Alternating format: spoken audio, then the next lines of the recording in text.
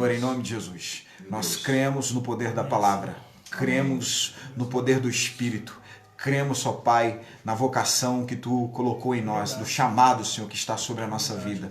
E nós cremos também que existem pessoas do outro lado, Senhor, que precisam ser abraçadas pelo Espírito, que precisam receber uma palavra de vida, de ânimo, de força, de vigor. Cremos, ó Deus, que essa noite, Pai, não é uma noite que estava apenas na nossa agenda, é uma noite também que já estava na Tua agenda, Pai. Nós estamos aqui cumprindo a Tua agenda, Senhor.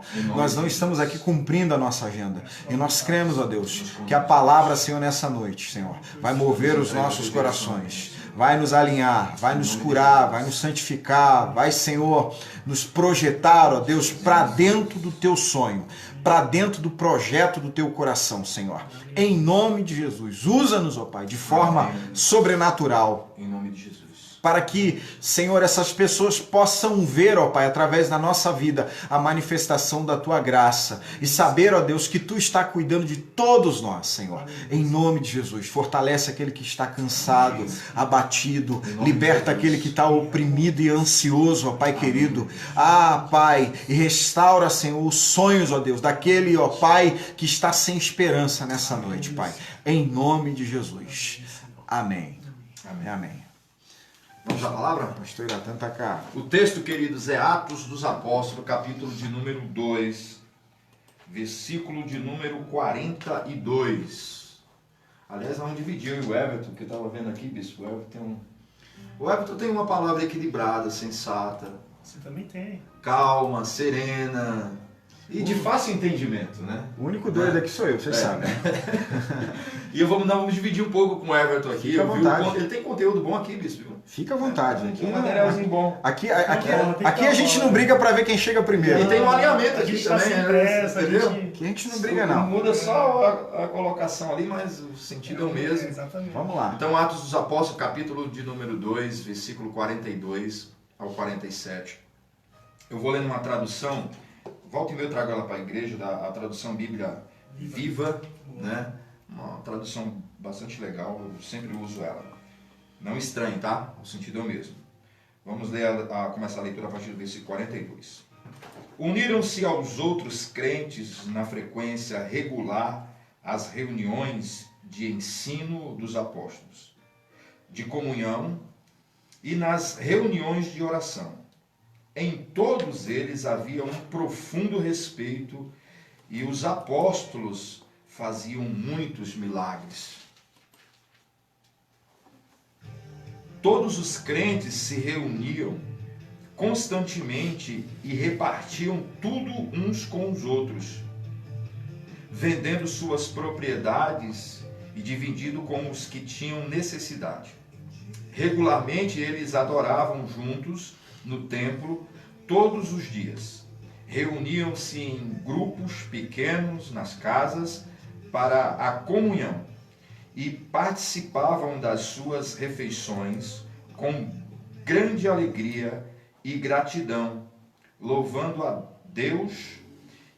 A cidade inteira tinha simpatia por eles e a cada dia o próprio Senhor acrescentava à igreja todos os que estavam sendo salvos.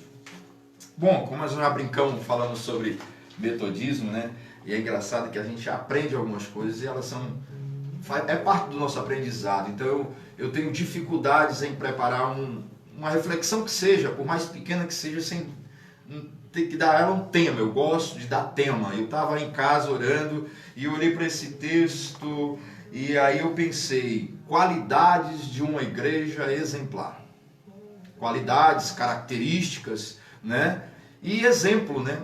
E é o que nos falta muito. Nós temos no Brasil hoje uma gama enorme de ministérios, de igrejas, mas me parece que cada vez mais fica difícil você olhar para um determinado ministério e dizer que ministério exemplar, que exemplo a ser seguido. É bem verdade que alguns líderes aí copiam, né, bispo? Determinadas lideranças que estão tendo determinado sucesso, então há um crescimento ali, né, surpreendente e tal, e quer copiar a ideia, quer copiar o sistema, a dinâmica de culto, porque quer ter os mesmos resultados, né? Mas não significa que ele está tomando essa igreja como exemplo a ser seguido, Quando eu falo, Tom, sobre uma igreja exemplar, eu falo de uma igreja que dá exemplo. Sim.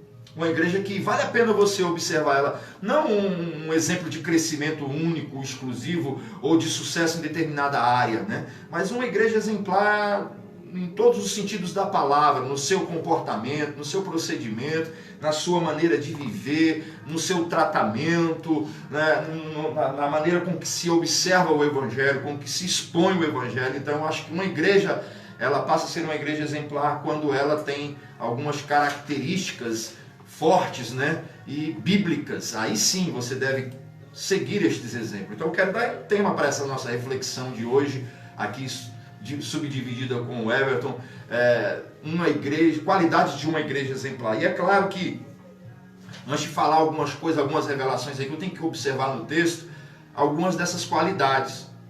E aí a gente está alinhado, eu, Everton, aqui. A primeira qualidade que eu observo na igreja primitiva era uma igreja que estudava a palavra. Eles eram estudiosos da palavra, né? A gente tem prezado por um evangelho equilibrado, oração, leitura, consagração, né? A gente não quer fazer uma coisa só. Existem muitas igrejas, muitas pessoas, muitos cristãos que eles acham que só orar resolve o problema. Orar é a chave, né, de se viver tudo que o Evangelho pode nos proporcionar. Mas estudar, né?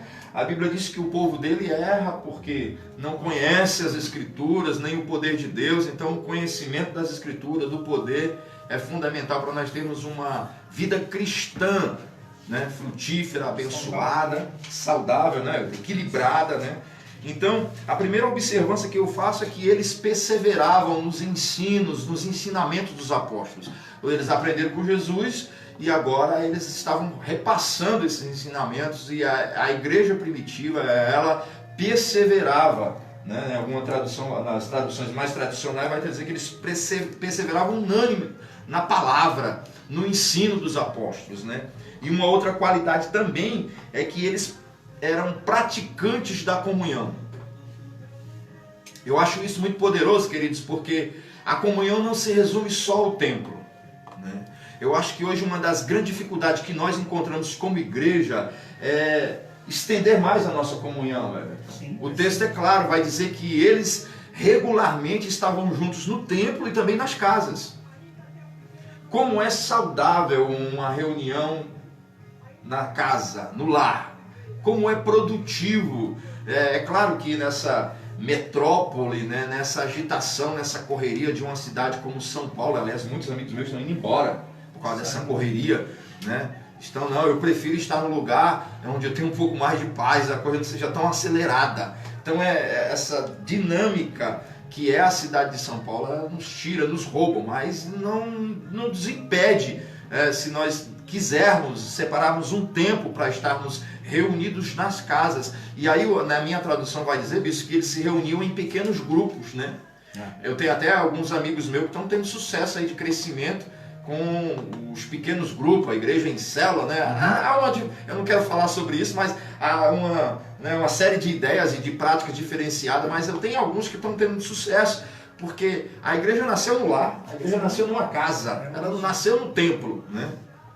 Aí quando a gente volta para o nosso lugar de origem, a gente descobre que tem coisas que a gente só vai viver naquele lugar. Então eles praticavam a comunhão. O texto vai falar um pouco, nos dá a entender sobre ceia, mas também fala sobre refeição, um almoço, um jantar, né? Um café da manhã. Quanto tempo faz? Olha, nessa live aqui tem amigos meus que eu amo de paixão. A recíproca é verdadeira, eu sinto isso da parte deles. Há uma sinceridade no amor, no carinho, mas a gente nunca sentou à mesa para ter uma refeição, e eu tenho certeza que quando a gente sentar, isso vai ser incrível, isso vai ser muito abençoador para nós. Se já temos uma relação boa, imagine quando a gente se sentar, né? E eu creio que vai chegar um tempo, mas vamos orar para que isso aconteça. Amém, bispo? Amém. Tem o seu aval? Tô aguardando o cafezinho aí. O Diego já falou aí, cafezinho, resenha, Bíblia. É isso aí. Isso era uma das qualidades dessa igreja. Essa igreja era uma igreja que eles investiam, eles dedicavam tempo, eles não abriam mão da comunhão no templo e também nas casas. Havia uma relação além da igreja, além do templo. Havia uma comunhão estendida além do ambiente de culto. Eu costumo dizer que o ambiente de culto ele é muito peculiar, mas nós nos reunimos para adorar a Deus, a gente não se reúne para bater papo. Na casa já dá para fazer isso, né? Descobrir algumas coisas aí, gostos, né? O time que o cara torce, meu Deus do céu. Estreitar o relacionamento. Estreitar o relacionamento. Gera uma intimidade, né? Gera uma intimidade maior, que vai com certeza agregar valores e qualidades no ajuntamento também no templo, porque a gente vai se conhecer melhor, vai ter um entrosamento que vai nos ajudar, e vai ser muito bacana.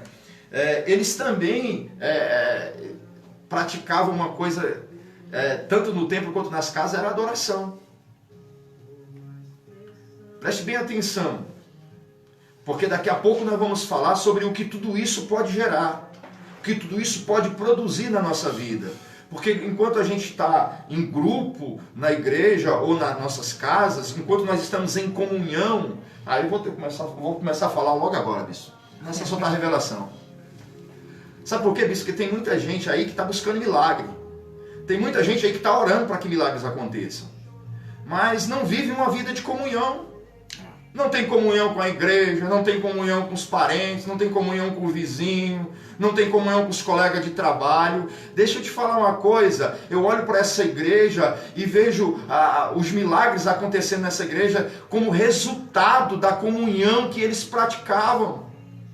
Não existe essa, irmãos, eu quero viver a bênção, um milagre, e aí eu venho para a igreja, eu tenho comunhão superficial com alguns irmãos da igreja, eu não tenho nem comunhão plena com a minha igreja, eu vivo uma vida de guerra, de conflitos, e eu quero dizer para você, eu quero ser profeta na tua vida hoje, e dizer para você, você só vai viver os milagres que você deseja, que você tem orado quando você estabelecer comunhão. Aí eu preciso falar disso também, hein? Ah, você quer falar, né? Quero. Daqui a pouco eu deixo você falar um pouquinho, bicho. Eu quero falar disso Você aí. entendeu? Antes de você sair desse ministrar o meu assunto, eu quero falar coração. isso. Meu servo, tem gente orando. Eu estou ouvindo. Tem clamores chegando até a mim. Eu posso e quero até fazer alguns milagres. Mas sabe o que acontece? Eu não posso ir contra a minha palavra. Não tem unidade, não tem comunhão. Então eu não posso agir na ilegalidade. Eu não posso abençoar uma pessoa que sequer tem a capacidade de viver em comunhão. E aí quando eu olho para a igreja primitiva, e parece que milagre na igreja primitiva, isso é uma coisa banal. Milagre. Acontece, né? É consequência. O milagre aqui não. Não é banal, não. É resultado. São consequências de uma vida de comunhão. Comunhão com o seu líder, comunhão com o seu cônjuge, comunhão com os seus filhos, comunhão com o seu patrão, comunhão com os seus vizinhos. A Bíblia vai nos dizer que a gente deve seguir a paz com todos. Menos com Satanás, né, bispo? Opa. Menos com o diabo. Então a comunhão é fruto do Espírito, né? Sim, é fruto do Espírito, é coisa que o Espírito forma dentro de nós, que a gente vai aprender a não viver mais senão em comunhão. Meu Deus do céu. E aí a gente quer que milagres aconteçam. Você que está me ouvindo agora, você que vai me ouvir pelo YouTube depois, entenda uma coisa, você só vai poder viver milagres, e é esses milagres que você está orando, que você está pedindo a Deus. Senhor, faz isso, Senhor, faz aquilo, e Deus está muito afim de te abençoar, Deus está muito afim de fazer o milagre, mas você não tem ajudado a Deus, cara. Você não tem comunhão com ninguém, né? Não vai ter nem convidados para se alegrar. Deus vai fazer um milagre, ninguém vai ficar sabendo, porque não vai ter ninguém para celebrar. Não tem a coinonia, né? Não tem coinonia, a coinonia. Então, eu observo nessa igreja uma sede, uma vontade de querer estar junto. É na casa do Éfeso, é na casa do bispo, é no templo. O que nós vamos fazer? Comer churrasco? Vamos. Não, o que nós vamos fazer hoje? Qual é a pauta da reunião hoje? Da comunhão hoje? É oração. Eu estou dentro. Não é a comunhão somente pelo que convém. Não é a comunhão que vai produzir somente o resultado que eu espero. Não, é a comunhão da oração. Eu acho lindo, fantástico. A Bíblia vai dizer que eles eram unânimes, havia unanimidade. Todo mundo queria orar na hora que se estabelecia um convite de comunhão para oração. É para adorar no templo, eu estou dentro. É para ir na casa do João, da Maria. Mas o João e a Maria não têm picanha para oferecer. O que tem lá é ovo, com farofa e arroz. Eu estou dentro. Uma disposição é a mesma, porque o que vale é a comunhão, é o desejo de estar junto. E isso é poderoso demais. Eu quero bater. Tá ardendo. Eu falei que hoje eu ia bater. E não... Você terminou a comunhão? Eu quero falar de comunhão. Então não, eu vou deixar você falar e depois eu entro. Você vai falar mais de comunhão? Eu vou pular a página aqui. Deixa eu falar uma coisa de comunhão aqui, porque isso o Iratã falou, o pastor Iratã falou uma coisa aqui muito séria. A questão do cara orar e Deus não fazer, o princípio, por causa da questão. O princípio, quando Jesus vai falar ao apóstolo Pedro sobre a igreja, ele deixa um versículo muito claro. Tudo que vocês ligarem na terra será ligado no céu. Partindo dessa visão, a gente entende que a linha de comunhão, como que ela acontece? Primeiro, acontece na horizontal, para depois ela se estabelecer na vertical. Enquanto ela não se estabelece na horizontal, não acontece na vertical. Agora, deixa eu falar para você duas ou três coisas. Deixa eu ver se eu lembro aqui, porque tá bagunçado aqui na cabeça aqui, tá uma emaranhada aqui, ó. Quando a gente fala de comunhão, deixa eu trazer uma definição para isso aqui. Eu preciso olhar para o fruto do Espírito, tá? Eu preciso olhar para o fruto do Espírito, porque a comunhão não significa você pegar pessoas que oferecem a você determinados riscos e colocar dentro da tua casa e conviver com elas. Deixa eu construir um pensamento com você aqui. Por exemplo, o fruto do Espírito. Amor, alegria, paz, longanimidade, bondade, fidelidade, mansidão, domínio próprio. O que eu entendo como comunhão? Como eu estabeleço comunhão, por exemplo, com uma pessoa que ela quer me maltratar? Olha só como eu estabeleço comunhão com ela. Isso aqui é loucura agora, hein? Você vai ficar doido, hein? Por exemplo, o Everton quer me fazer mal. Quando o Everton vem me fazer mal, e supostamente, tá, queridos? Eu vou ter uma reação em relação àquilo que o Everton tá fazendo comigo. Da onde eu vou extrair essa reação? Do fruto do Espírito.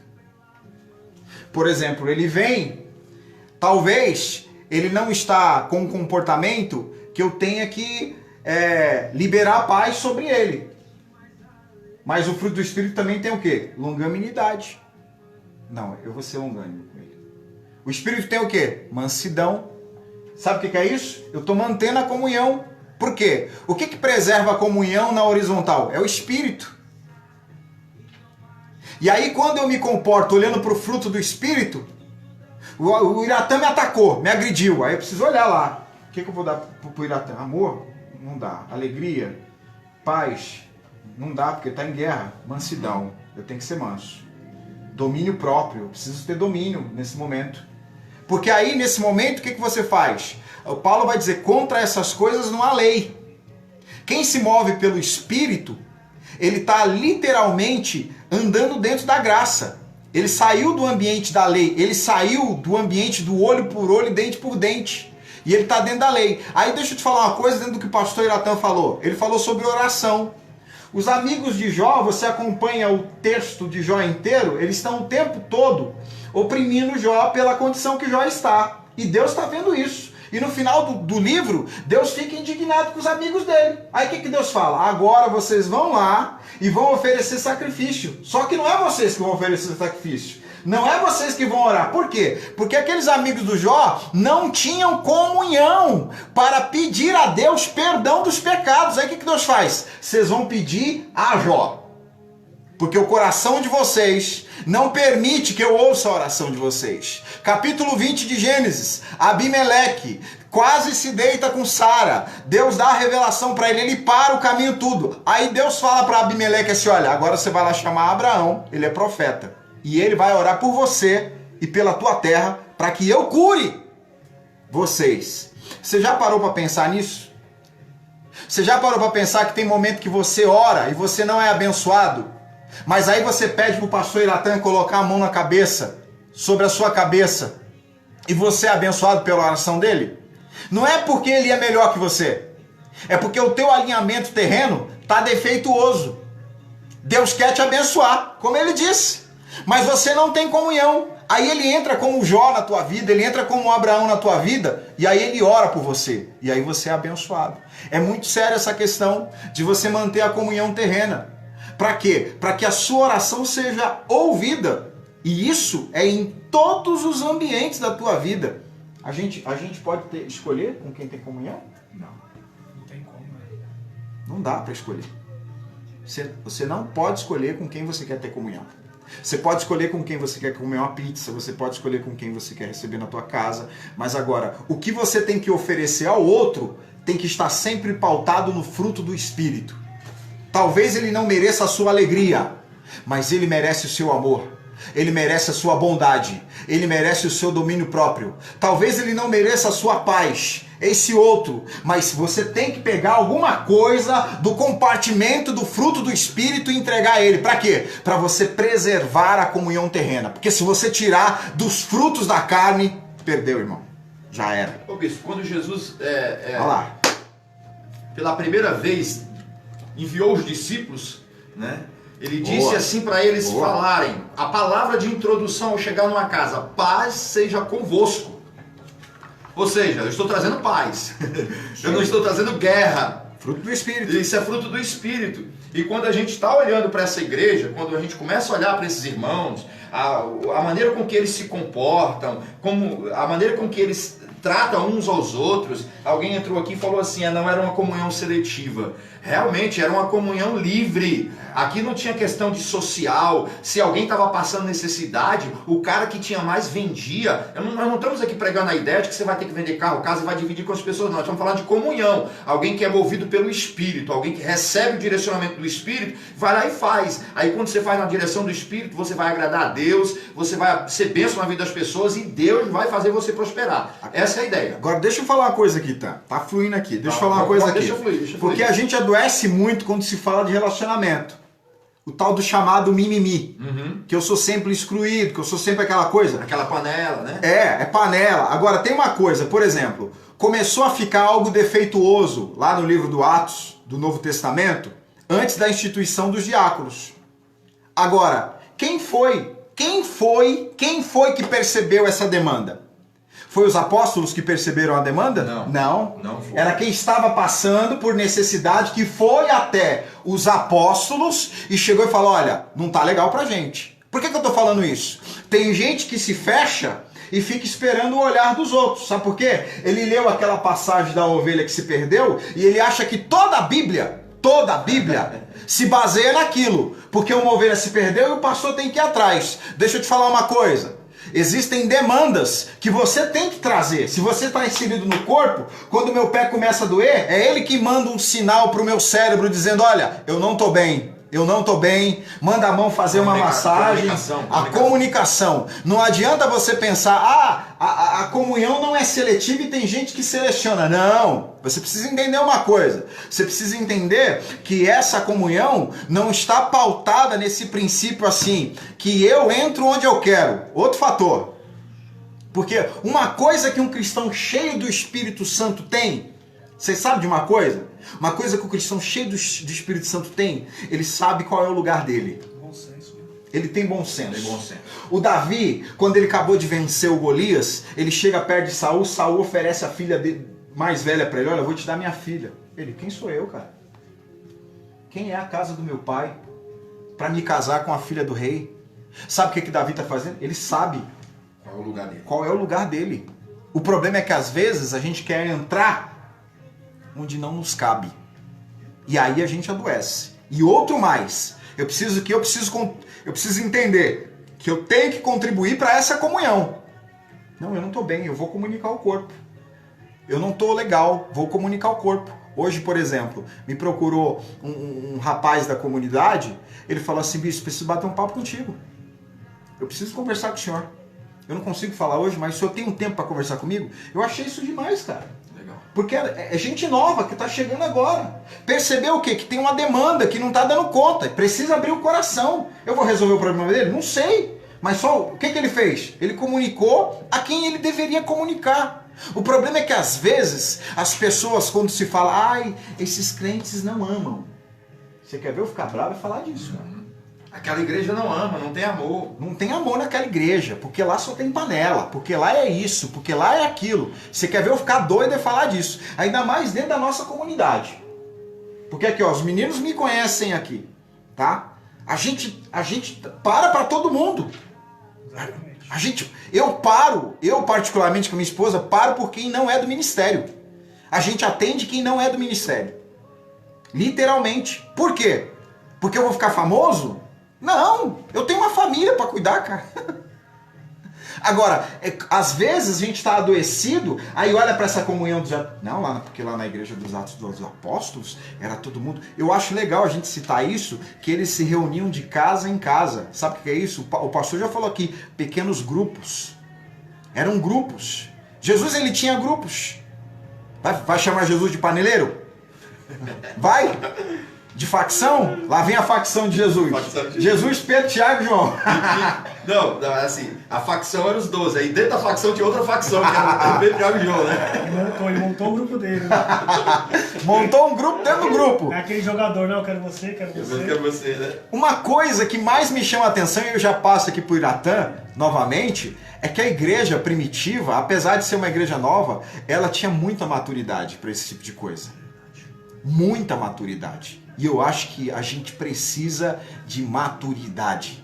Antes de milagre, antes de bênção, a gente precisa passar muito tempo com Jesus para entender quem é Jesus e o que ele quer da gente. Porque quando a gente entende o que Jesus quer da gente, cara, de verdade, você não para. Sabe? Você não para com esse negócio, ai, fulano não me ama, porque fulano é isso. Sabe por que eu saí daquela igreja? Porque o pastor tem os preferidos, porque o fulano tem aquilo outro. Para com isso, gente. Para com isso, sabe por quê? Todos nós somos preferidos de Jesus. Ainda que eu não seja o preferido do Iratã, ainda que eu não seja o preferido do Everton, eu sei que eu sou preferido de Jesus. Sabe por quê? Ele morreu na cruz por mim. E posso falar uma coisa?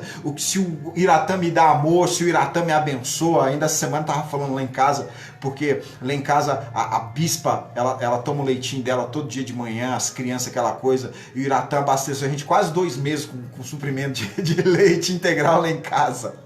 Se ele, ou se o Tom, ou qualquer pessoa faltar em algum momento, ou alguma hora acontecer, sabe para onde eu olho? Eu olho para a cruz, cara. Sabe por quê? A cruz me é suficiente. A morte de Jesus é suficiente para suprir qualquer dependência de amor que há dentro de mim. E eu acho que essa maturidade tem que chegar no nosso coração. Agora, se dá sequência aqui, bispo, eu tenho que falar uma coisa aqui. Vamos falar, porque hoje eu tô nós estamos falando, é crescimento, irmãos. Hoje a gente vai crescer muito aqui. Culto de doutrina, ou é doutrina.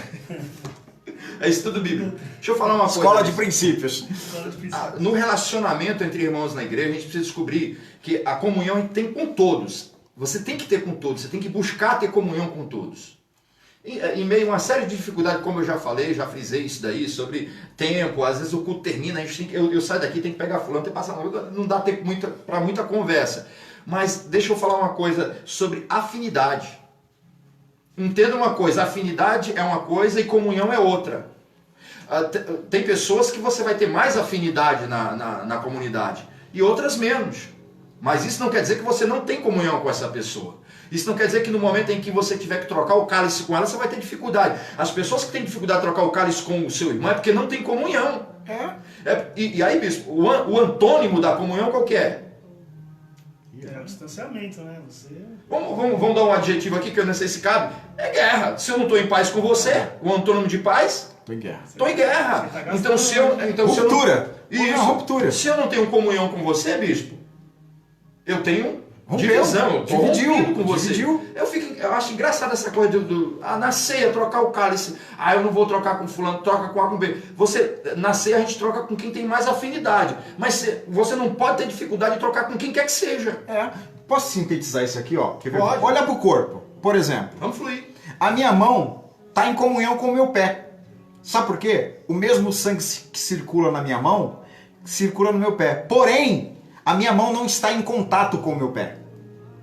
Está em contato com o meu antebraço. Tem contato aqui com meus membros superiores. Você está entendendo? O problema, e eu acho que isso se aplica muito bem dentro da igreja. O fato de às vezes você não ter tanto contato com fulano, com ciclano, com Bertrand, não significa que você não estar em comunhão. Eu não preciso ter contato para estabelecer comunhão olhando para o corpo. Porque às vezes a pessoa pensa que essa coisa de comunhão, essa relação, o cara tem que me levar para casa, ele tem que fazer uma comida para mim. Porque assim, Você tem que me levar na pizzaria. não, se ele só ora por você, se ele só ora por você, não é comunhão. A comunhão é se você leva ele na casa, né? Para comer alguma coisa. Você está orando por você, isso não é comunhão, isso não basta para os crentes de hoje. Não é? Então, eu preciso entender isso. Porque às vezes, a comunhão é uma coisa, agora você ter contato é outra. E eu não posso misturar essas coisas dentro do reino de Deus, porque senão eu fico adoecido. Aí eu acho que eu sou rejeitado, não encontrei meu espaço naquela igreja, ninguém me ama, ninguém fala comigo, ninguém não sei o que, aquilo tudo. Vamos dar um exemplo de nós mesmos. Você está morando quanto tempo nessa casa nova? Vai para 1 ano. 1 ano. Quantas vezes eu fui na sua casa? Uma vez. Uma vez. Eu fui outras vezes, é claro, nessa pandemia, só na porta. Não, mas ir pra... Sentar lá, a gente batemos papo. Uma vez. Uma vez. E a nossa comunhão não se abala com isso, porque Claro. ela é real, ela é verdadeira. Então, bispo, a comunhão sincera, verdadeira, bíblica, ela não precisa de reuniões de comilança toda hora, não. Eu estou em comunhão. Nós estamos reunidos no templo orando, nós estamos reunidos volta e meia na sua casa, e a comunhão ela está estabelecida. Eu tô em comunhão com os irmãos cubanos. Exatamente. Outra nação. Com a missionária Helena lá na África. Eu tenho comunhão com eles. Mas a gente não tem contato. É poderoso, bispo. E sabe que uma das coisas que a comunhão faz? Ela joga por terra a divisão social. Eu ouvi outro dia aí, eu vou falar o nome do cara. Eu admiro esse cara pela sabedoria que ele tem de colocar as palavras. Agora, calma. Não foi do processo ainda não. Não vai embora não. Tem um camarada aí chamado um tal de Emicida. Pensa num cara coerente, pensa num cara que tem uma fala interessante, pensa num cara que põe a gente para pensar. Ele deu uma entrevista aí, o Faustão, e ele lançou a ideia. Vocês estão falando de distanciamento social, isolamento social, isso aí existe há muitos anos. Isso é a realidade, por exemplo, da nossa nação, do nosso país e a realidade do mundo. O que a gente tem que fazer é separação de corpos. Porque isolamento social a gente já tem. Existe várias camadas na sociedade. Existe a divisão de A a Z. Existe a entrada do pobre, a entrada do rico, a entrada do prestador de serviço, a entrada do dono. E já existe isso. E isso existe, e como isso está inserido na sociedade, isso entra na igreja, e aí alguns irmãos só querem ter comunhão com os mais abastardos. Eu acho fantástica essa igreja, Everton, que ela lança por terra a divisão, ela quebra qualquer distância social. Falando de esse negócio negócio de comunhão é muito sério. O Tam vai tirar essa coisa da distância, do distanciamento. Esse negócio de comunhão é muito sério para Deus. É muito sério. Um dia a pastora Cici estava ministrando aqui na igreja, eu nunca mais esqueci disso. Ela leu o Evangelho de João, capítulo 16, capítulo 17, versículo 22. Jesus está fazendo a oração intercessória pelos discípulos e ele fala assim, ó: e eu dei-lhes a glória que a mim me deste, para que sejam um.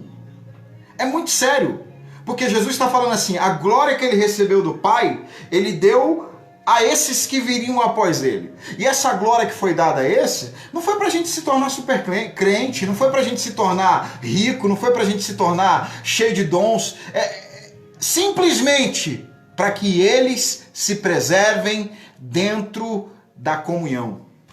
Bispo, eu não acredito dentro desse texto que, por exemplo, eu já vi gente dizer assim, quero ver ter crente como era esses aqui, ó, que vendia o que tinha e repartia. Eu não vejo dessa maneira. Também não. Eu não vejo dessa forma. Eu vejo da seguinte maneira.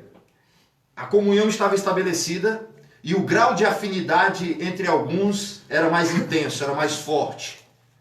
Aí essa afinidade levava a pessoa, cara, eu tenho muita afinidade com esse irmão e a minha afinidade com ele me possibilita ter uma certa intimidade e saber que ele está precisando de uma força, de um help financeiro.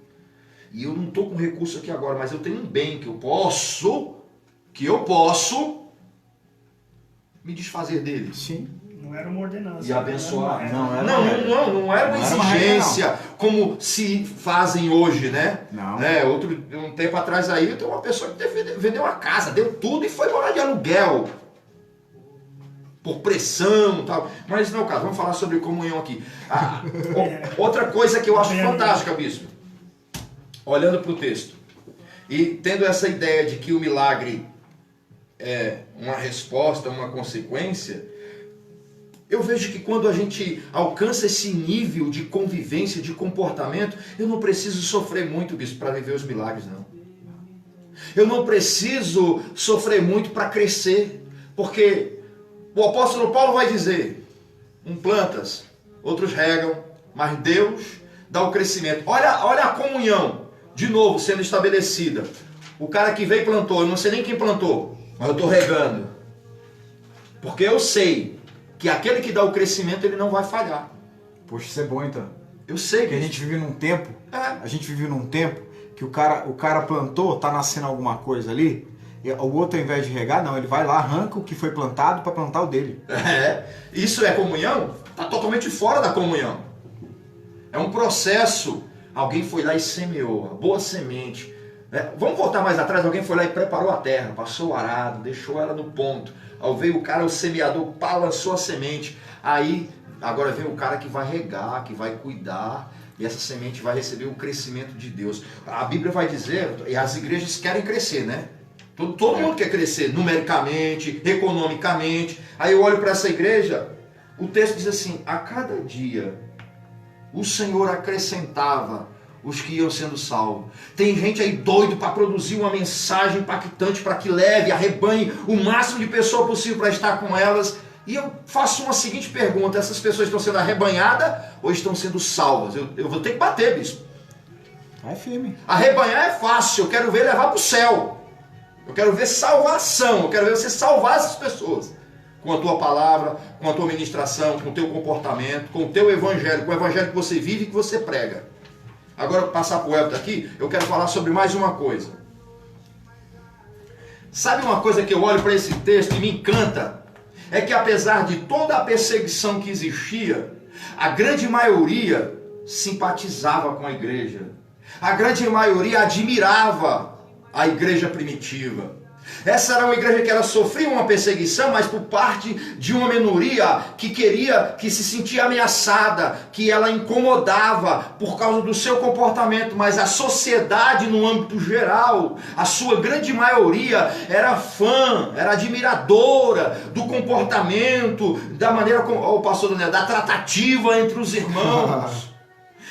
A igreja não vivia em guerra, a igreja não via cada um brigando pelo seu, não. O interesse do Everton também é o meu interesse, a vitória do Everton também é a minha vitória, o sucesso do Everton também, do bispo, estamos juntos, cara, estamos em comunhão. E tudo isso cativava, e eu tenho certeza que a maioria dessas pessoas que eram salvas, era muito mais salva pelo comportamento da igreja do que pela mensagem que ela pregava. Isso mesmo. É isso aí. Isso aí. Isso é tão poderoso, porque tem um texto que vai dizer que eles traziam o resultado das vendas das propriedades e depositavam no pé dos apóstolos. Isso não era uma imposição. Que é aquela geração... Ananias e Safira, dá um exemplo. Isso, o que era?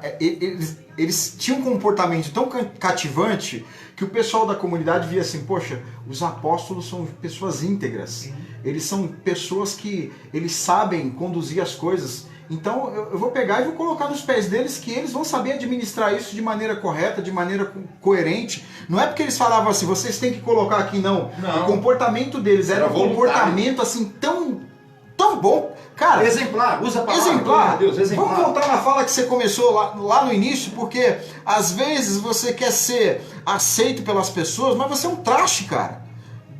Não foi assim que você começou a conversa? Às vezes você quer ser inserido... Você é mais duro do que um traste. Não, mas sabe, você é intragável, como diz o Tan aqui. Insuportável. E aí você ainda tem o hábito de ir pra rede social, assim, se as pessoas me amam, tem que me aceitar do jeito que eu sou. Não, peraí, calma aí, tá errado. A gente tem que ser do jeito que Cristo é. Exatamente. A gente tem que refletir aquilo que Jesus reflete. Entendeu? E aí eu acredito, quando a gente entra nesse ambiente, desse comportamento, sabe? Dessa postura, dessa boa fala, sabe? Dessa coisa de você entrar num ambiente e saber a hora de falar, saber a hora de se sentar, saber a hora de pôr a mão no prato, uma dificuldade que o apóstolo Paulo vai encontrar lá na igreja de Corinto, quando ele vai falar da ceia, porque eles se assentavam à mesa, era uma comilança, ninguém...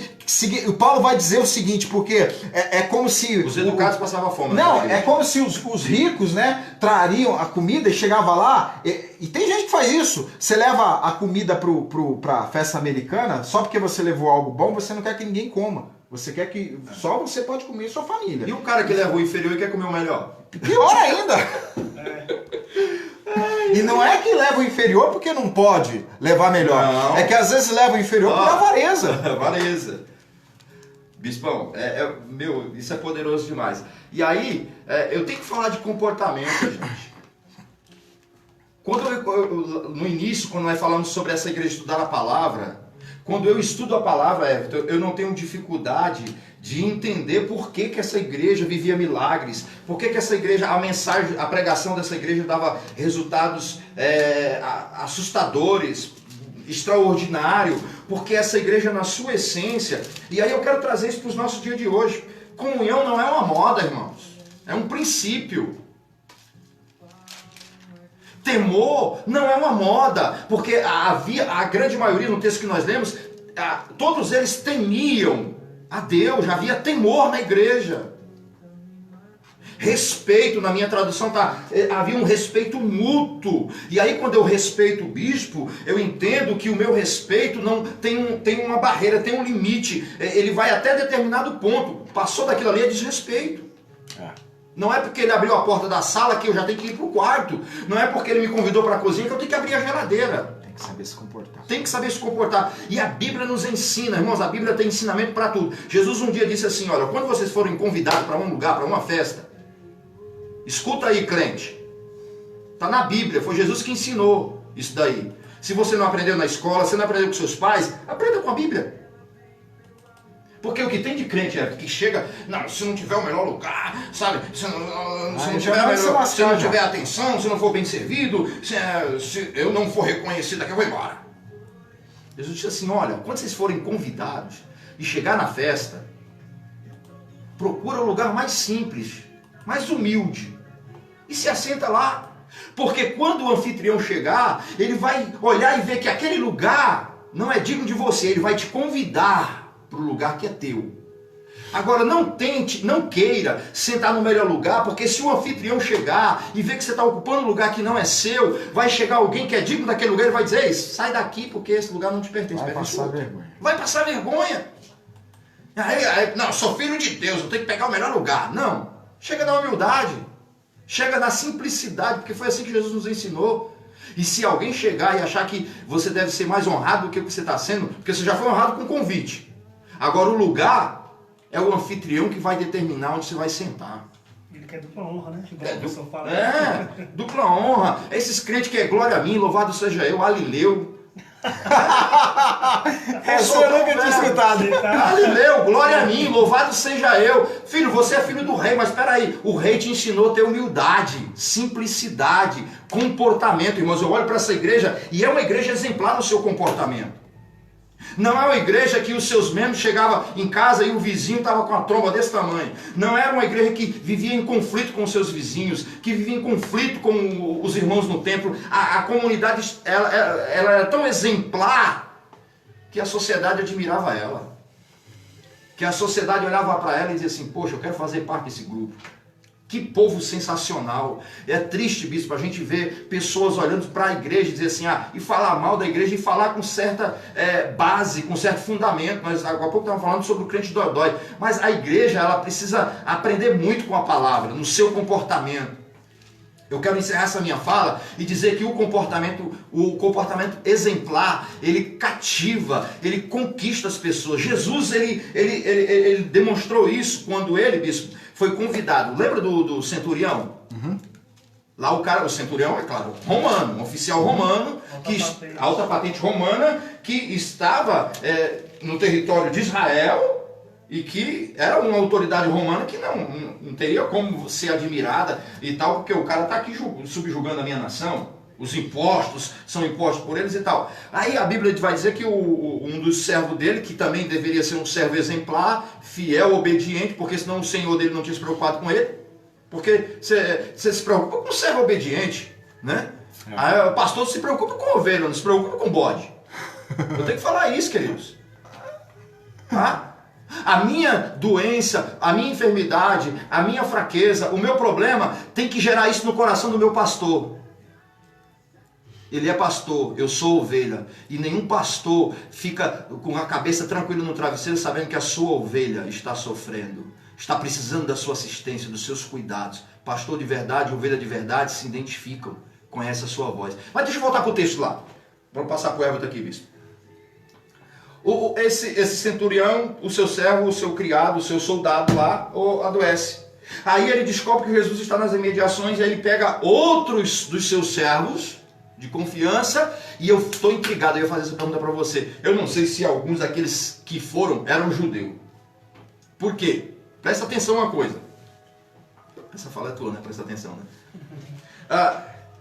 Eles vão até Jesus com a seguinte mensagem: olha, o centurião, seu servo está doente e tal, e ele pede que você vá lá. Aí alguém no meio da fala lá, alguém diz assim, ó, é justo que o senhor vá lá, porque ele é um homem, ó, bacana, ele tem ajudado a sociedade, ele é um homem que ele usa do seu poder, da sua influência, do seu recurso também para ser humano com a gente. Ele tem um bom tratamento, ele é romano, ele é, mas ele não é tão ruim como parece ser. Ele é um cara que ajuda a sociedade, ele ajuda de alguma maneira, aquele cara no seu comportamento extra autoridade, ele ajudava as pessoas. Isso é colocado lá, irmãos. E eu tenho certeza que isso influenciou. Porque Jesus poderia muito bem dizer, como ele disse para aquela mulher sirofenícia: eu não vim para você, minha filha. Eu vim para os da casa de Israel. Deixa eu alimentar eles que depois a gente conversa. Jesus poderia dar essa mesma resposta. Esse cara é um cara que está julgando vocês, está subjugando vocês. Ele é ilegal aqui. Eu não vim para os romanos. Eu não vim para salvar. Eu não vim, a princípio, agora, a minha vinda aqui não é para cuidar dos problemas das autoridades romanas. Eu vim para os meus. A prioridade não é essa. E a Bíblia diz que Jesus vai à casa daquele homem. Não chegou até lá, é claro. Um outro último exemplo para nós encerrarmos aqui: Cornélio. O que chega diante de Deus não é só a oração de Cornélio. O que chega diante de Deus é o comportamento de Cornélio. É isso mesmo. É o que ele faz no dia a dia. A oração é um algo a mais. Porque qualquer um pode orar. Agora, o anjo descer para trazer a resposta da oração não é para poucos. É o meu comportamento. E quando o anjo chega, bispo, o que é que o anjo diz? Que oração poderosa, hein, Cornélio? Que fogo, que labareda essa oração. O trono balançou com a tua oração. Não. O anjo chega e diz: Deus tem visto, hein? Você tem abençoado as pessoas. Você tem socorrido os necessitados. Você é um cara que abre a mão para ajudar o próximo. Deus ouviu, hein? A tua oração. E aí acontece aquele reboliço na casa do cara. O meu comportamento, o nosso comportamento é mais poderoso do que a mensagem que nós pregamos. Pode atingir até o céu. E fazer com que milagres, eu estou falando de milagre, passe a ser uma coisa natural. Parece até heresia o que eu estou falando, bispo. Milagre na igreja primitiva parece que é uma coisa. E os apóstolos faziam sinais, prodígios, maravilhas. É isso que como igreja nós precisamos viver. Através do nosso comportamento, através da nossa comunhão, através da maneira como que nós adoramos a Deus, através da maneira como nós nos comportamos no templo, fora do templo, na nossa casa, no trabalho. Tudo isso vai gerar um ambiente muito fértil para que os milagres de Deus aconteçam, não só na minha vida pessoal, bispo, mas no grupo, no contexto onde eu estou inserido. Beto? Puxa, você gastou bem, hein? Foi. Ele gastou uma metralhadora. Acho que é muito importante a gente entender aonde começou, né? Aonde tudo começa, né? A palavra se fez, o verbo se fez carne, habitou entre nós. A gente está no momento da quarentena, né? E é engraçado que, se você pegar lá no começo de Atos, Jesus ficou 40 dias com seus apóstolos, ensinando ele, dando as instruções. isso gerou já uma comunhão. Eles já começaram a amadurecer a ideia de que eles precisavam estar juntos. Eles precisavam formar um grupo. E você vê, conforme vocês explanaram bem, aí tudo foi natural. Não era um conjunto de regras que falava assim, ó, a gente tem que abençoar fulano, a gente tem que fazer, a gente tem que vender o carro, a gente tem... Não, eles sentiam prazer em estar juntos. Por quê? Porque o fruto do Espírito é a comunhão. Aliás, a comunhão é o fruto do Espírito. Então eles faziam isso já naturalmente, né? E eu gosto bastante de sempre entender o porquê a gente não vive essas situações hoje em dia. Fazer a pergunta, né? Eu sempre me pergunto por que é o mesmo Deus, é o mesmo Espírito, são as mesmas pessoas, características, né? Mudam os personagens e a gente não vive muito disso atualmente. Aí eu estava até comentando com vocês aqui, eu gosto de um livro que chama Avivamento no País de Gales. Lá eu aprendi uma lição muito importante. Qual que foi? A comunhão, muitas vezes, ela não vai surgir com 20, 30, 50 pessoas. Às vezes ela começa com uma pessoa que se dispõe a começar esse movimento. Por quê? Evan Roberts, mais ou menos com 26 anos, fazendo um seminário, foi num pastor dele, foi conversar com o pastor na sala, e viu o pastor dele ajoelhado, orando, e falou, Senhor, dobra-me, dobra-me, dobra-me. Aí ele falou assim, poxa, se o meu pastor tá pedindo para ser dobrado, imagina eu. Aí ele falou, olha o exemplo. Olha o exemplo. Você né? falou de exemplo. Ele não viu, o pastor não estava lá levantando a mão mostrando para todo mundo, ele estava no canto íntimo dele. E aquele jovem, através do exemplo, ele falou, preciso fazer alguma coisa. E esse cara estudando, começou a estudar, teve uma visão, chegou pro pastor e falou, pastor, eu tive uma visão, Deus me mandava orar, essa visão é do diabo ou é de Deus? Ele falou, meu filho, se é oração, é de Deus. Aí ele voltou, resumindo, ele voltou para a cidade natal dele, lá de Gales, e começou uma oração. Uma pessoa, aí daqui a pouco veio você, vamos nós dois orar, vamos nós dois, 3. Resumindo, daqui a pouco o comércio fechou para poder estar orando. As coisas que eram corriqueira viraram secundárias por causa das coisas de Deus. Passado um pouco mais de tempo, os prostíbulos, os bares começaram a fechar, porque as pessoas, através do exemplo, já não sentiam prazer naquilo. Falaram, não, o cara tá ali, tá orando, vamos fazer o que esse cara tem. Então, foi tamanho impacto que chegou uma hora que ele falou assim, Senhor, eu quero que o Senhor me dê 100 mil pessoas convertidas. E o Senhor deu através da oração, através da comunhão. Ele começou esse movimento e está historicamente aí em todos os livros, aí bastante coisa que a gente pode pesquisar. E é engraçado que você fala de Pedro. Pedro, ele não era muito exemplo antes do Espírito. Né? Ele era um exemplo ao contrário, digamos assim.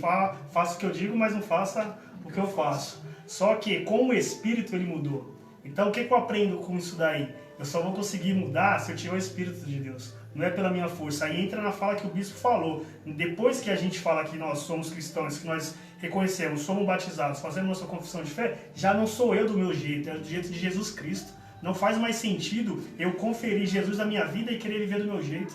Eu preciso viver da forma que Jesus estipulou lá, através do exemplo dele. Jesus, ele não apenas falou, igual você colocou bem, eles vinham acrescentando em maravilhas, sinais. Quais essas características de Jesus?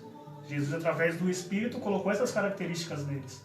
Então, é muito importante a gente entender que, mais do que a gente se reunir, essa ansiedade que a gente tem em voltar para a igreja, essa ansiedade que a gente está junto, a gente precisa ser exemplo. A gente precisa mostrar para as pessoas o porquê nós somos cristãos. A palavra fala que, lá em 1 Pedro, se eu não me engano, capítulo 3, fala que a gente tem que estar preparado para responder o motivo da nossa fé.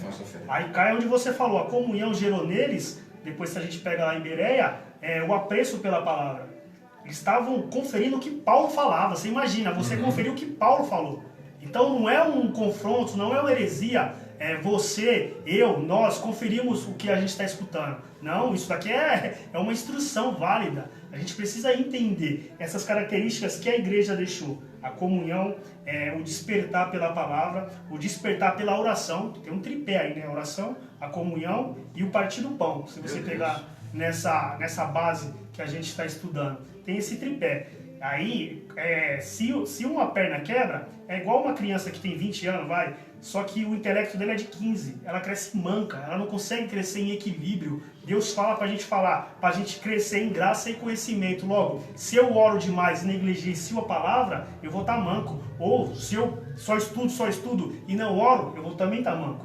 Então a gente precisa buscar um equilíbrio. Lá no seminário que eu estou fazendo, que vocês sempre brincam, lá tem uma regra, a gente precisa ler uma determinada, até uma determinada da Bíblia, mais ou menos metade, e orar todo dia por uma pessoa da sala e dos professores. Isso vale ponto. Isso vale pontos. Lá eles estão vindo na contramão, ensinando o quê? Porque quando você começa a fazer seminário, as pessoas falam que você para de ler Bíblia, você só quer ler livro, né? Você já faz seminário, né? Você só quer ler livro, você só quer ler literatura. Então, até para escolher aonde a gente quer entender a nossa fé, a gente precisa tomar cuidado. Porque se você cai num lugar liberal, você se destrói.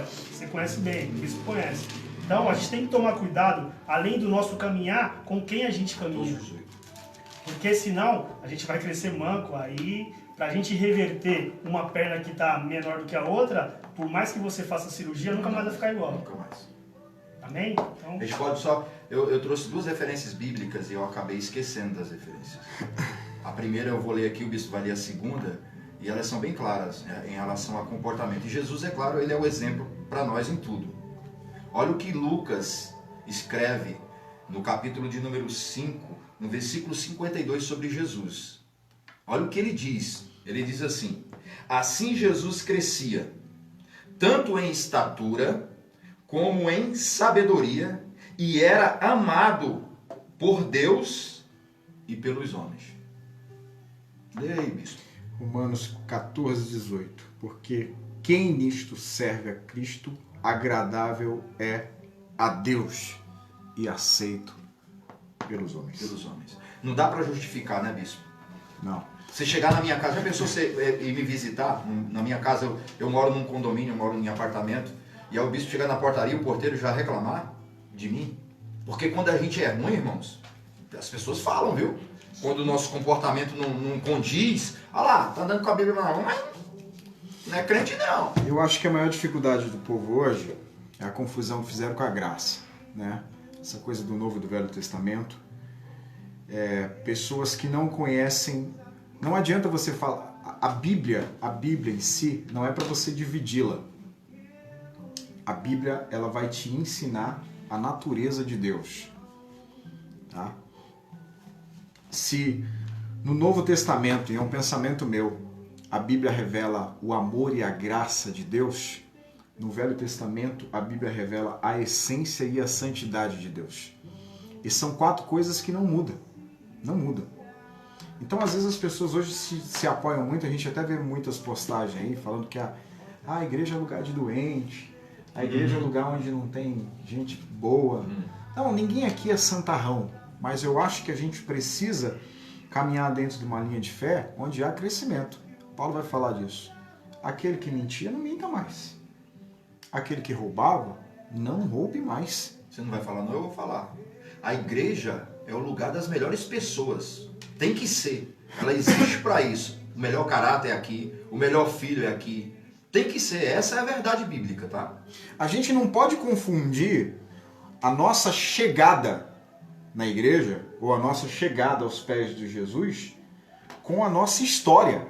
Com a permanência, né? Porque, por exemplo, Jesus foi para Gadara, e ele chegou lá, tinha um doido, varrido, que morava no cemitério, que dava trabalho para todo mundo. E aí, pra sociedade, ele teve um contato com Jesus. Quando as pessoas veem ele de novo no segundo momento, após ter o encontro com Jesus, ele estava sereno, sentado aos pés de Jesus. Calmo, tranquilo? Calmo, de vestes trocadas. É nítida a transformação. Não dá para eu ficar dentro da igreja me apoiando nessa fala fajuta. Não, eu sou pecador, eu sou pecador. A gente sabe que nós temos uma natureza ruim, mas Deus não nos chamou para permanecermos dentro disso. Verdade. Então, quando a gente olha para a igreja de Atos, a gente vê uma igreja excelente em todos os ambientes de comportamento. Porque não adianta eu ser bom numa única coisa, como você estava falando quando você chegou aqui, ser sensível para aquilo que eu amo, para aquilo que eu gosto, para aquilo que é bom. Às vezes eu sou sensível demais para a leitura, mas eu não tenho sensibilidade nenhuma para a oração, não adianta. O evangelho ele precisa ser vivido como um todo. A gente precisa viver tudo. Eu tenho uma ministração que eu prego a respeito da Páscoa, lá do livro do Êxodo, que quando Deus manda o povo comer o cordeiro, Deus manda eles comer tudo. Tem que comer a parte boa e a parte ruim também. E o evangelho tem que ser assim. Talvez hoje você está aí na sua casa, passando por inúmeros problemas. por dificuldades, precisando de um milagre, tá? E talvez a raiz do milagre que você precisa está na mudança que você ainda não viveu. Porque assim, antes de Deus fazer mudanças impossíveis na nossa vida, Ele quer que a gente apresente um checklist das mudanças possíveis que já aconteceram em nossa vida. Boa, aí, gostei. Boa, né? E aí, o que acontece? Uma coisa que eu preciso enfatizar aqui, que foi falado pelo Tom e pelo Tan. Tom Tan. Tudo isso que está acontecendo aqui na igreja de Atos dos Apóstolos é uma consequência de uma vida no Espírito. Boa, verdade. E essa consequência não é uma condição que, por exemplo, deixa eu falar isso aqui e separar isso aqui. Eu não posso viver pautado numa teologia do Deus me tocou. Porque tem coisas que Deus me toca, mas tem coisas que Deus não vai me tocar. Eu preciso saber... Você tem que se tocar. Verdade. Eu preciso diferenciar isso. Tem gente que vive no Evangelho até hoje esperando Deus tocar numa coisa que Deus já mandou você abrir mão. Tem gente aqui que está orando, pedindo para Deus tirar coisas que você tem que renunciar. Consegue entender isso? Tem gente fazendo campanha, pastores, para Deus tirar coisa que é renúncia na nossa vida. Presta atenção numa coisa, querido, e seja sincero com você mesmo. Se tudo na nossa vida fosse resultado de uma retirada divina da nossa vida, ficaria fácil o caminho da salvação. A Bíblia nunca falou,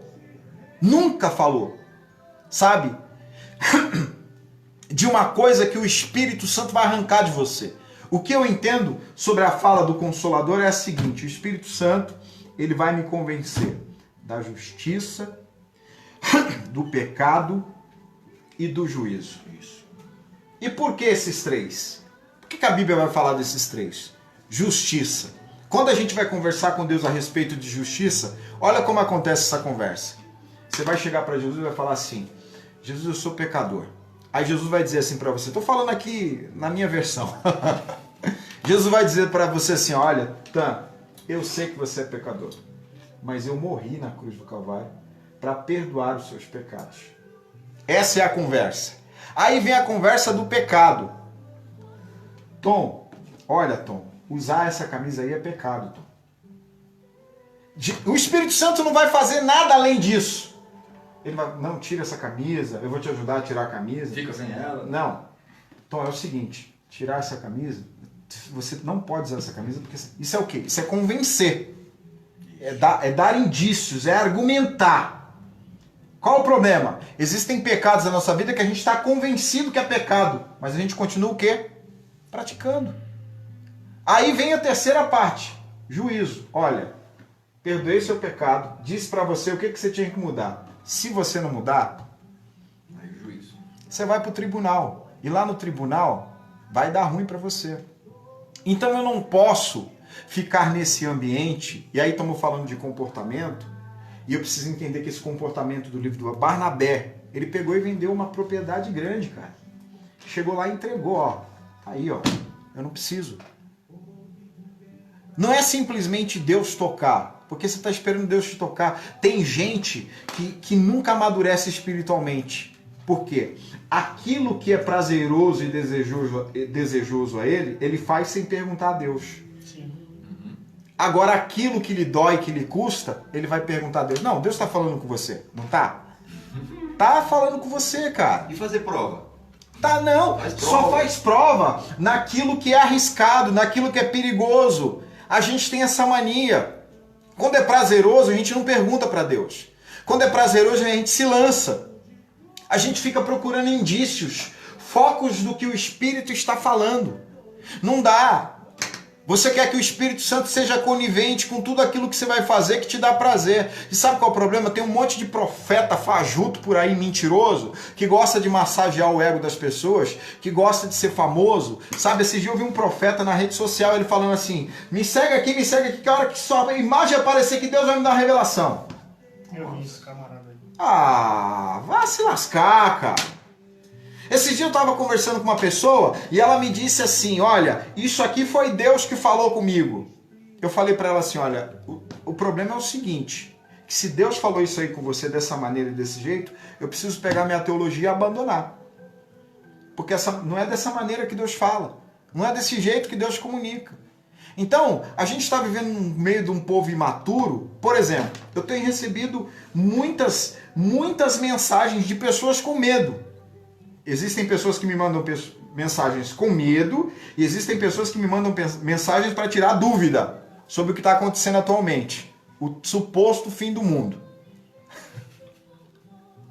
Ai, meu Deus do céu. Então, existe que está com medo e tem gente que quer tirar dúvida. Então, tem gente que tá com medo. Porque veio o gafanhoto, né? E eu postei hoje lá num grupo lá, eu sou primogênito da minha casa. Se vier a morte dos primogênitos, eu tô perdido. Você tá lascado, tá lascado. Eu também sou primogênito, meu Deus do céu. Ai, bateu desespero agora, bispo. Ai, meu Deus do céu. Gente, a igreja de Atos, eu olhando de uma visão panorâmica, o que mais ela me ensina é um povo que está caminhando por uma maturidade.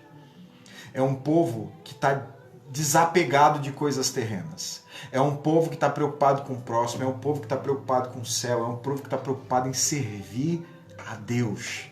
E servir a Deus pregando a palavra, pregando o evangelho. Eu acho demais, porque antes de Pedro e os discípulos fazerem qualquer sinais e maravilhas, eles primeiro pregam a palavra. O primeiro grande sinal na vida deles foi a conversão de muitas pessoas. Amém? Tudo isso aqui gera milagre na vida dessa gente. E nós vamos orar por milagre nessa noite. Você deixa só eu ler a frase que eu escrevi aqui. Leia aí. Eu sou o autor dessa frase, tá? Vai lá. Eu sou o autor dessa frase. Vai, pastor Irã. Eu trabalhei ela para não ficar muito redundante, tá? A conclusão que eu tiro desse momento da igreja, dessa igreja que nós acabamos de falar muita coisa dela, essa igreja exemplar, é essa. Todos juntos, em tudo. Com isso, todos eram supridos em todas as áreas de suas vidas. Isso é igreja, tá? Isso aqui não é um templo, isso aqui não é uma organização. Hoje eu orava a Deus a gente está num processo de transição, todo mundo sabe, e eu orava a Deus e minha petição ao Espírito Santo era essa: Senhor, não permita que eu transforme o orgânico em organização. Então eu preciso entender o que é orgânico na igreja, no corpo. Eu não posso pegar o que é orgânico e transformar numa prótese mecânica. Não posso. Existe a parte da organização da igreja? Existe, mas eu não posso pegar o que é orgânico e transformar em organização. Isso vai dar problema. Então a minha oração hoje era para que Deus, apesar da transição, preservasse em nós aquilo que é orgânico.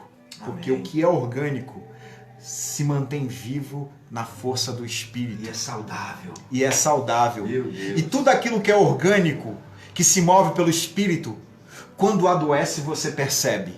Agora, quando é organização, vai adoecer e você não vai perceber. Vai faltar poder e você não vai perceber. Vai faltar vida e você não vai perceber porque é mecânico.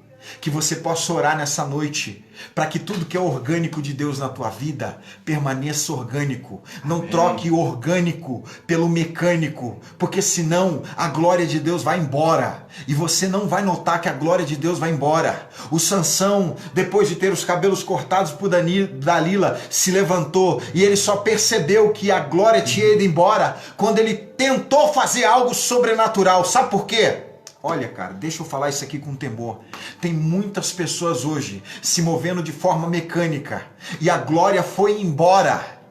E ele não percebe, sabe por quê? O sobrenatural foi embora, mas o sobrenatural não faz falta na vida dessa gente. Foi a pergunta que a gente começou o nosso bate-papo aqui. Por que o sobrenatural foi embora? Porque nós trocamos o orgânico pelo mecânico.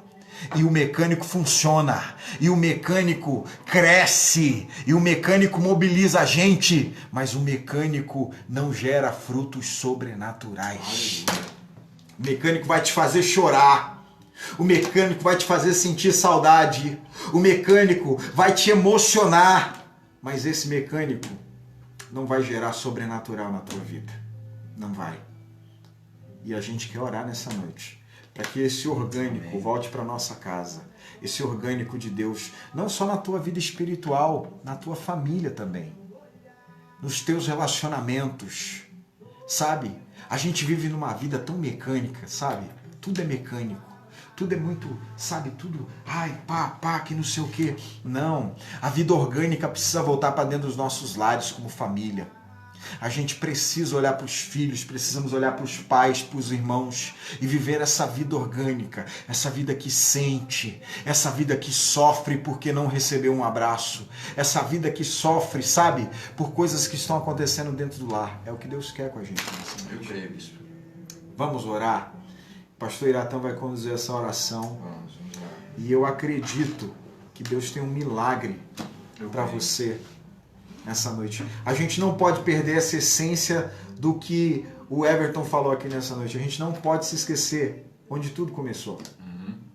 A gente não pode esquecer onde tudo começou. Jesus fala para a igreja do Apocalipse. E o Verbo se fez carne e ele habitou entre nós. E ele habitou entre nós cheio de graça, cheio de verdade e cheio de vida. Gente, a gente está num tempo tão difícil e parece que essa graça e essa verdade, essa vida, nós deixamos ela sair pelos nossos dedos. É tempo de nós, como sal da terra e luz do mundo, se levantar como veículo da graça, da verdade e da vida. Aleluia.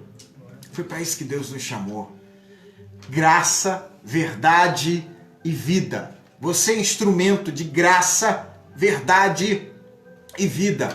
Talvez você diga assim, por que o bispo não fala de coisas contemporâneas? Por que bispo não fala de política? Por que o bispo não fala dos gafanhotos que estão chegando? Por que o bispo... Gente,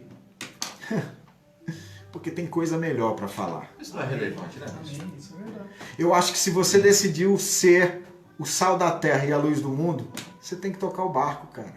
Sabe? A gente que está envolvido no reino de Deus, a gente não está preocupado com as estações.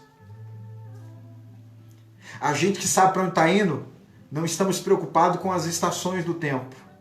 Você que tem um destino em Deus, não tem que estar preocupado com as estações. Porque eu tenho um alvo. Paulo já vai falar isso. Olha, eu estou prosseguindo para o alvo. Eu me esqueço daquilo que ficou para trás. Não estou preocupado.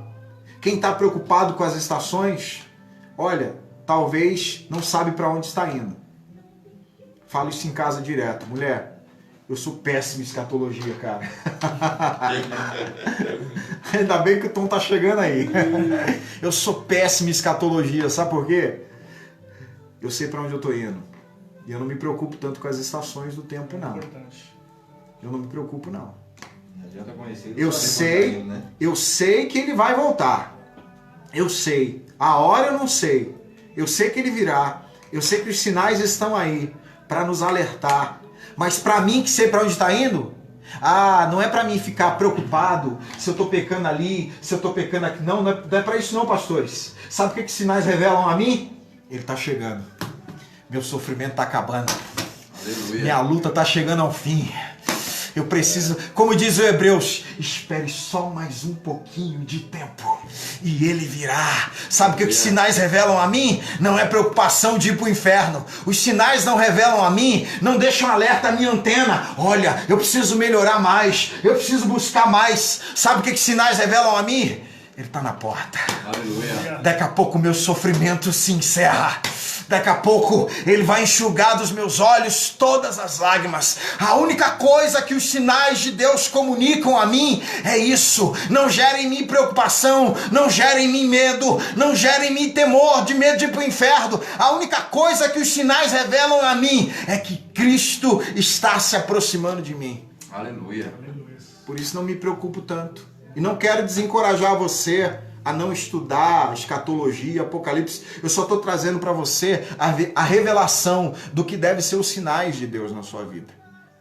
Não é que você tem que ficar, será que eu tô? Será que eu vou? Será que eu vou subir? A hora estourou hoje, hein? Misericórdia. Fica com essa palavra aí.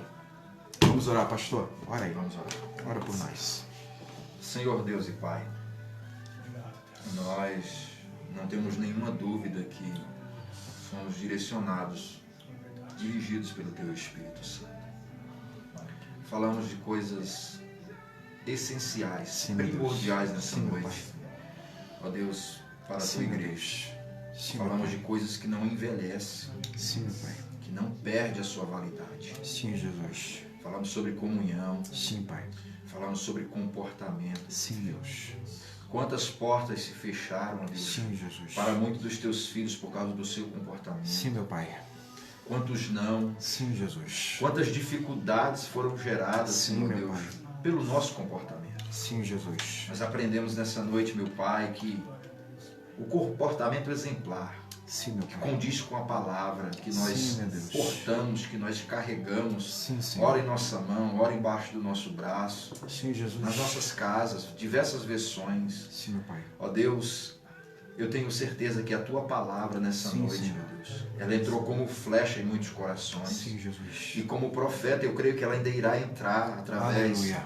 ó Deus, da página Comunidade Rocha de Refúgio, através do YouTube, Sim, meu Pai. através, ó Deus amado, das redes sociais. Sim, Jesus. Aonde quer que esta palavra chegue, meu Deus, Sim, meu Pai. ela vai gerar frutos, ela vai Sim, produzir Jesus. resultados, porque nós não somos melhores do que ninguém, meu Deus. Sim, Nós meu somos cada dia aperfeiçoado pela Tua palavra e acreditamos no poder da Tua palavra, que esta Em nome palavra, de Senhor, Jesus, Pai. invada os corações e produza grandes resultados, porque eu creio, meu Deus, que assim como o nosso comportamento, que assim como as nossas ações, meu Pai, Sim. perante o povo, perante os homens, perante a sociedade, pode nos bloquear, pode criar dificuldade para nós, muito pelo contrário, ela também pode abrir portas, ó Deus. Sim, Ela Jesus. pode também ser facilitadora para as nossas vidas, Sim. quiçá, ó Deus, para o milagre, para a questão sobrenatural, porque eu creio, meu Deus, que onde esta palavra chega e onde ela produz esses resultados que ela produziu no início, na igreja primitiva,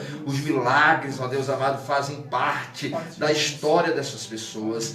Os sinais, as maravilhas, ó Deus, fazem parte da história da igreja. A tua palavra diz, meu Deus, que os sinais seguirão os que crerem, ó Deus. Portanto, nós cremos nesta palavra e, ó Deus, nós acreditamos que os sinais, os milagres, as maravilhas do Senhor, ó Deus amado, será uma realidade na vida da igreja. Em nome Pai, de Jesus. eu oro para que esta palavra frutifique no coração de cada um daqueles que, ó Deus, terão a oportunidade de ouvir esta palavra. Eu profetizo, meu Deus, que os milagres que estão sendo esperados, que os milagres que os joelhos estão clamando, meu Deus. Sim, meu Pai. Que eles Ó aconteçam. Deus, que tem sido bloqueado por alguma ação, algum comportamento, eles a falta de aconteçam, comunhão, Senhor, Milagres. com o corpo, com a autoridade Milagres. espiritual. Ó Milagres, Deus, estes Senhor. milagres sejam destravados agora. Milagres, ó Sejam Deus. desbloqueados, ó Deus, por uma ação imediata do Teu Em Espírito nome de Santo, como Jesus. bem falou o Teu servo. Assim como foi na vida daquele homem em Gadara, Senhor, seja na Sim, vida meu do Pai. meu irmão, da minha irmã, Senhor. Em Porque nome de esta Jesus. ação, essa mudança Em nome de imediata, Jesus. essencial, fundamental acontecendo agora, Senhor, o milagre vai chegar. Em nome de Jesus. Oh, aleluia. A transformação, as Em mudanças nome de necessárias. Jesus. Abençoe Ó a Deus cada um, amado, à Senhor. vista de todos, eu Cada um profetizo. agora, Pai. Chega agora em nome de Jesus. Em nome de Jesus. Assim nós oramos. Todos digam amém. Pessoal, beijo no coração de vocês. Compartilhem aí a live. Se inscrevam no nosso canal do YouTube. Você que ainda não preencheu o cadastro da nossa comunidade, né? Você quer se filiar a nós, quer fazer parte desse corpo, eu deixei um link aí para você preencher esse cadastro. Estamos ativos no que diz respeito a doações para cestas básicas, ofertas missionárias. Nós estamos abastecendo aí os irmãos em Cuba e irmãos na África, e isso eu tenho certeza que tem alegrado o coração de Deus. Então, se mova em prol disso, tá bom? A gente tem bastante novidade chegando aí para os próximos dias. Que Deus abençoe a vida de vocês. Quero agradecer aí os pastores. Tamo junto, Bispão. Beijo no coração de todos. A saudade é enorme. E eu acredito que, assim como a Bíblia diz, todas as coisas contribuem para o bem daqueles que amam a Deus. Esse tempo está sendo muito bom para nós. Que seja bom para você também. Deus abençoe. Amém. Então, pai do bem, Bem. manda um abraço para a família. Um abraço. Bispo, cara, você falou um negócio agora que queimou aqui no meu coração, essa questão de salvação. Eu veio aqui um insight que pode ser que a gente pegando salvação por 45 centímetros. A distância da nossa mente para o nosso coração. Legal. É o Jesus que a gente muitas vezes conhece na televisão, conhece de um livro, conhece de uma história de filme, mas é o Jesus que a gente não sente no coração. Não sente no coração. 45 centímetros É o tamanho É a da distância sua curta. salvação. É o Cuidado. tamanho. Pegou essa aí? Deus abençoe vocês todos. Um beijo, Miriam. Um beijo, minha sogra, a todos. Amém. Deus abençoe vocês. Domingo, a gente está por aqui às 19h30, mais um culto. Esse tempo tem sido muito precioso. Temos recebido coisas aqui, olha, fora do normal assim. Que Deus abençoe sua vida, sua casa, sua família. Que o Senhor te abençoe, te guarde. Que o Senhor faça resplandecer o seu rosto sobre ti. Que as misericórdias do Senhor permaneçam sobre sua vida, sobre sua casa e sobre a sua família. Que a graça do nosso Senhor Jesus Cristo, as doces consolações do Espírito Santo, o grande amor do Pai, esteja com todos nós, não só hoje, mas para todo sempre. Amém. Deus Amém. abençoe. Amém. Grande abraço para vocês aí.